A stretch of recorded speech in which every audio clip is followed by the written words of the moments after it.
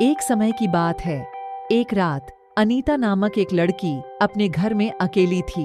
उसका घर एक बड़ी और पुरानी हवेली थी जो कि भूतिया मानी जाती थी।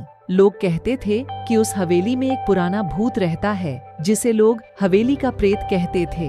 अनीता ने इन सभी बातों को नकारते हुए उस हवेली में रात बिताने का निश्चय किया। रात का समय बढ़ता गया और वह हवेली की ओर बढ़ी। जैसे ही उसने हवेली का दरवाजा खोला, उसने एक अजीब महसूस किया। अंधकार और बंदूक की गोलियों की गर्माहट के बावजूद वह महसूस कर रही थी कि कोई और भी उसके साथ है। अचानक उसने एक भयानक आवाज सुनी। बहुत देर हो गई अनीता। वह घबरा गई और दौड़कर बाहर निकलने की कोशिश की, पर दरवाजा बंद हो गया। वह डर के मारे चिल्लाई, कौन है वह? कौन है वह? वहां से एक अजीब आवाज आई, मैं वो हूँ जिसे तुम ढूंढ रही हो।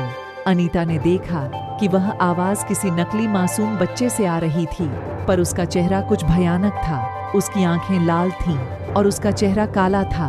वह भागते हुए बाथरूम में छुप गई और देखती है कि उसकी आंखों के सामने वो आदमी था जिसने अनीता की मौत का आलंब बनाया था। उसने वहां भागते हुए अपने घर का दरवाजा बंद कर लिया, पर वह आदमी उसे ढूंढने आ रहा था। अचानक वह एक नगर निगम कर्मचारी के साथ मिली, जिसने उसे बताया कि वहां पुरानी बंद हवेली में किसी अपराधी ने छुप कर रहा है।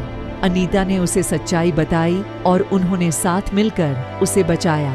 वह जान गई कि उसे उस हवेली से दूर जाना होगा और वह उसे कभी भी नहीं भूल सकेगी। उस भयानक आदमी की चीखें